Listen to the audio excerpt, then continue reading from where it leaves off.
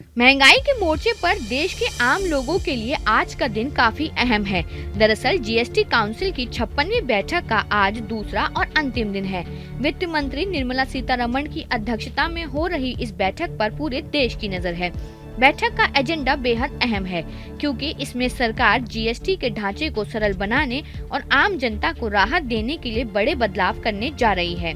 अभी तक 4 स्लैब 5%, 12%, 18% और 28% लागू है, लेकिन सरकार ने अब इसे 2 मुख्य स्लैब में बदलने का प्रस्ताव रखा है। नए ढांचे में जरूरी सामान पर 5% और ज्यादातर वस्तुओं पर 18% टैक्स लगाया जाएगा। वहीं लग्जरी और सिंस गुड को 40% टैक्स के दायरे में रखने की तैयारी है। सूत्रों के मुताबिक इस बैठक में करीब 175 सामानों पर जीएसटी दरों में कटौती की जा सकती है। इसमें रोजमर्रा की जिंदगी में इस्तेमाल होने वाले सामान जैसे खाने पीने की चीजें, स्नैक्स, बादाम, ready to eat food, jam, अचार, मुरब्बा, मखाना और घी जैसे उत्पाद शामिल हैं। इसके अलावा टूथपेस्ट, साबुन, हेयर ऑयल, एंटीबायोटिक्स और पेन किलर दवाएं भी सस्ती हो सकती हैं। वहीं इलेक्ट्रॉनिक आइटम्स जैसे mobile, computer, fridge, AC, washing machine और किचन अप्लायंसेस पर भी टैक्स घटने की संभावना है। काउंसिल के फैसले से शिक्षा और स्वास्थ्य से जुड़े उत्पाद भी सस्ते हो सकते हैं, जैसे ज्योमेट्री बॉक्स, नक्शे, ग्लोब, सिलाई मशीन, साइकिल। सामान्य वैक्सीन पर टैक्स की कटौती की जा सकती है। कृषि मशीनरी, पब्लिक ट्रांसपोर्ट वाहन और सोलर वाटर हीटर जैसे सामानों पर भी राहत दी जा सकती है। हालांकि cement, beauty product, chocolate, TV, printer, dishwasher, aluminium foil, plastic और रबर प्रोडक्ट जैसी चीजों को ऊंचे टैक्स दायरे में रखने की संभावना है। सरकार का मकसद यह है कि जरूरी सामान और आम उपभोक्ता की जेब से जुड़ी चीजों पर बोझ कम किया जाए, जबकि लग्जरी आइटम्स पर टैक्स ज्यादा रखा जाएगा। वहीं विपक्षी राज्यों ने इस बैठक में अपनी चिंताएं साफ तौर पर रख दी हैं।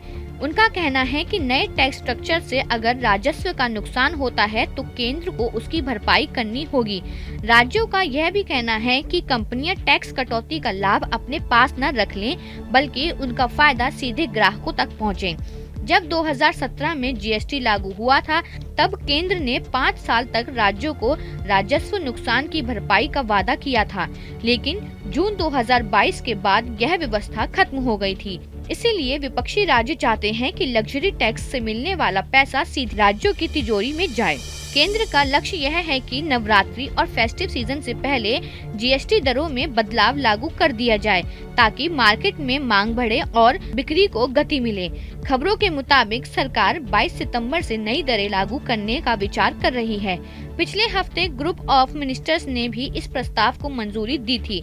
कुल मिलाकर जीएसटी काउंसिल की यह बैठक ग्राहकों और राज्यों दोनों के लिए बेहद अहम है। एक तरफ उपभोक्ताओं को रोजमर्रा की जरूरत की चीजों पर राहत मिलने की उम्मीद है, तो दूसरी ओर राज्यों के सामने राजस्व घाटे का सवाल खड़ा है। अब सबकी निगाहें इस बात पर टिकी हैं कि बैठक के बाद कौन से फैसले सामने आते हैं और आम जनता की जेब को कितनी राहत मिलती है। Bureau report, news state. जहाँ भक्ति है हर शब्द में, कथाओं में छुपे हैं दिव्य रहस्य और ज्योतिष देता है जीवन को दिशा। धर्म से जुड़ी हर बातों को जानने के लिए हमारे चैनल स्तुति को सब्सक्राइब करें।